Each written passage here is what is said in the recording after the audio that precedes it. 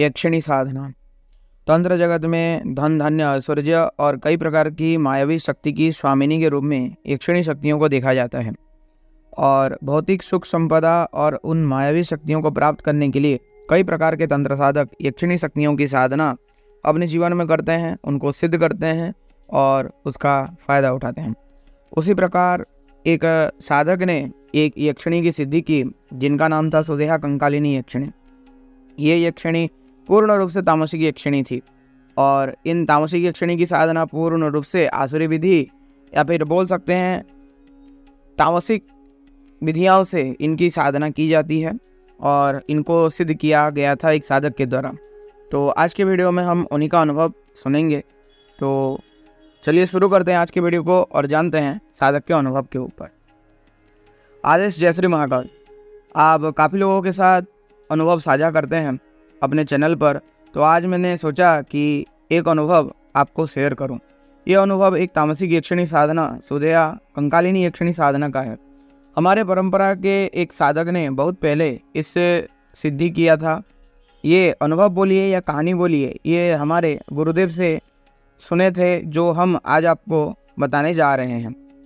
हमारे गुरुदेव बताते हैं कि उनके समय पर एक गुरु भाई थे जिन्हें तामसिक साधना और सिद्धि को लेके काफ़ी रुचि थी और वो साधक जो थे वो अत्यधिक उच्च कोटि के भी साधक थे। उनकी साधना और तप से हमारे दादा गुरु काफ़ी प्रसन्न हुए थे। तब दादा गुरु ने उन साधक को अपने लिए कुछ मांगने के लिए कहा। तब वो साधक ने दादा गुरु से एक ऐसी शक्ति मांगी जो हमेशा उनके साथ रहे और अत्यधिक तामसिक तांत्रिक सिद्धि प्रदान कर सके।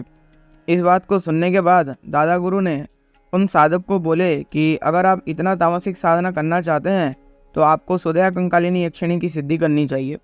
ये यक्षिणी को अगर आप पत्नी रूप में सिद्ध कर लेते हैं तब वो यक्षिणी आपको कई प्रकार की मायावी तामसिक सिद्धि प्रदान करती है और हमेशा आपके साथ भी रहती है। ये सुन के वो साधक उसको सिद्ध करने के लिए तत्पर हो गए और दादा गुरु से साधना विधान देने की इच्छा प्रकाश की। तभी दादा गुरु ने उन्हें सारे विधान बताए कि कैसे सुदेहा कंकालिनी यक्षिणी की साधना की जाती है। दादा गुरु ने बोला कि जो व्यक्ति का अमावस्या के दिन किसी जानवर के द्वारा नदी किनारे मृत्यु हुआ हो, ऐसे व्यक्ति की हड्डी से उस यक्षिणी का जपमाला निर्माण किया जाता है। उसके बाद छछुंदर के सिर से उस यक्षिणी का सिद्ध गुटिका का निर्माण किया जाता है और काला विषधर नाग जो भूख के कारण मर गया हो, वैसे नाग के हड्डी से उस यक्षिणी देवी का वरमाला निर्मित किया जाता है। अजगर की हड्डी से एक कड़ा निर्मित किया जाएगा जो साधक को अपने बाएं पैर में पहनना होता है। भालू के चमड़े का आसन इस साधना में प्रयोग होता है। एक 5 मुख वाले पत्थर का मुकुट बनाना पड़ता है जो उस शक्ति के सिद्धि के बाद शक्ति को पहनाना पड़ता है और साधक को खुद के रक्त से ही वह शक्ति का यंत्र निर्माण करता है, बोल के दादा गुरु ने सारी चीज़ों के बारे में उनको समझाया। अंत में दादा गुरु बोले कि अगर यह साधना असफल हुआ तो सीधे तुम्हारी मृत्यु ही होगी और बोले ये पूर्ण रूप से तामसिक आसुरी पद्धति की साधना है। सब बताने के बाद दादा गुरु ने सामग्री तैयार करने के लिए बोल दिया। लगभग 1 साल का समय लेने के बाद साधक अपनी कुछ तांत्रिकी शक्ति की सहायता से सभी सामग्री जुगाड़ कर लिए और दादा गुरु के पास आए। ये देख दादा गुरु काफ़ी चकित थे कि जिस साधना में इतना जान का खतरा है उसे करने के लिए साधक इतना तत्पर है। फिर दादा गुरु ने सभी सामग्री को जागृत करने और संस्कारित करने आदि की विधि उनको बताया और उस हिसाब से साधक ने सारी सामग्री आदि जागृत कर ली। उसके बाद आने वाले अमावस्या से साधक को साधना प्रारंभ करना था। साधक ने गुरु के कहे अनुरूप एक गांव के किनारे एक घनघोर जंगल के पास नदी के किनारे साधना चालू किया। साधना में साधक ने खुद के खून से यंत्र बना के ऊपर पत्थर का मुकुट रखा और बाकी चीज़ों के साथ साधना चालू किया। साधना 90 दिन का था। इस साधना में ना कोई दीपक जलता है और केवल इस साधना में उस यंत्र का पूजन करना था और एक शावर मंत्र का जिसका 15 माला जप करना होता है उस इंसानी हड्डी की माला से। साधक नियम से मध्य रात्रि को साधना करना चालू कर दिया। साधक को साधना के पहले 25 दिन कोई भी अनुभव नहीं हुआ, बस सामान्य रूप से एक गंदी सी गंध और थोड़ी पानी में हलचल महसूस होता था। 25 दिन के बाद साधक ने साधना में जिन जिन जानवरों की हड्डियों का उपयोग किया था उन सभी जानवरों का आत्मा आके साधक को बोलने लगे कि आपके हमारे अस्थि अपने साधना में उपयोग किए, जिसके कारण हमारे अगली योनि का सफ़र रुक गया और हम अभी प्रेत योनि में फंस गए हैं बोल के। इसके बाद वो अपने डरावने रूप में साधक को डराने लगे, परंतु साधक को इस सबका कोई फर्क नहीं पड़ा। साधना के 45वें दिन साधक के पित्र आदि आने लगे और साधक को बहुत जोर जोर से मारने लगे, जिसके कारण साधक पूरा लहूलुहान हो गया।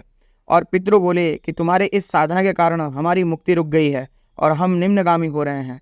ये सब पे ध्यान ना देते हुए साधक ने अपनी साधना जारी रखी। जब साधना का 80 दिन पूरा होने वाला था, तब साधक के ऊपर लोग देवी देवता ऊपर से पत्थर मारते थे, और फिर भी साधक अपने ध्यान से ना हटा और अपनी साधना जारी रखी। साधना पूरा होने के 10 दिन कुछ बचा था और साधक को पानी में खींच लिया गया, और साधक ने अपनी तपोबल के दम पे अंतिम साधना पानी के अंदर ही पूरा किया।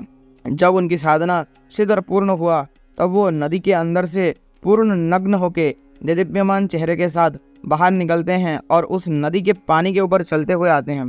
भरी दोपहर में ये गांव वाले भी देखते हैं। गुरुदेव के कहे अनुसार वो साधक ऐसे लग रहे थे मानो जैसे कोई अघोरी अपनी हजारों साल की तपस्या पूरी करके उठा हो। उनका पूरा शरीर एक चमक से भर गया था और ऐसा लग रहा था कि कोई बॉडी बिल्डर खड़ा हो। इस साधना के बाद वो सुधेया कंकालिनी यक्षिणी उनके साथ हमेशा रहने लगी और उन्हें कई प्रकार की मायावी और विचित्र सिद्धियां प्रदान की।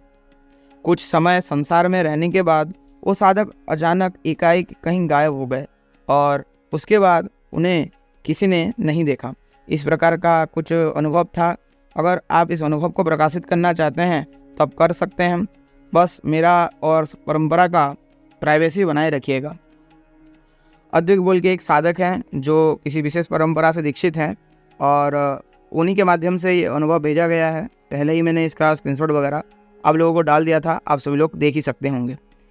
तो आप सभी लोग देख सकते हैं कि किस प्रकार के ये हठी साधक थे जिन्होंने इस प्रकार की घोर तामसिक साधना अपने जीवन में संपन्न किया।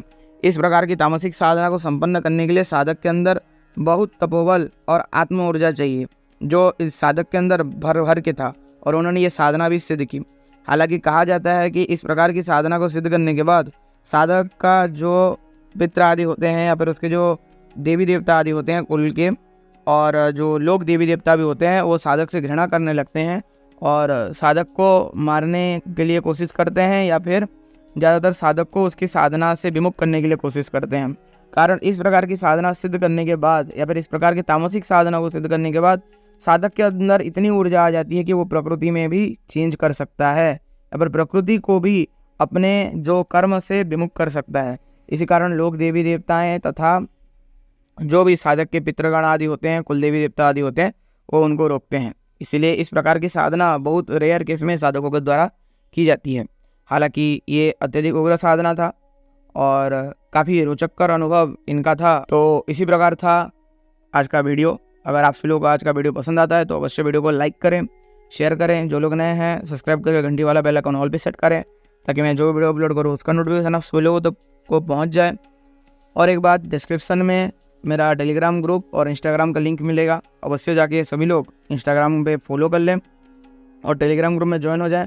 कारण टेलीग्राम ग्रुप में मैं कई प्रकार की साधना विधान और कई प्रकार की चीज़ें डालता रहता हूं, जिसको आप पढ़ के अपने साधनात्मक जीवन में भी आगे बढ़ सकते हैं। साथ ही साथ पेड और निःशुल्क दोनों साधनाएं उधर दी जाती हैं और साधकों के हेल्प के लिए लगातार VC वगैरह भी किए जाते हैं। तो अवश्य टेलीग्राम ग्रुप को ज्वाइन कर लें। तो यही था कुछ आज का वीडियो। सभी को मेरा नमस्कार। जय श्री महाकाल, जय माँ काली। मिलता हूँ सभी लोगों को और एक किसी नए वीडियो में।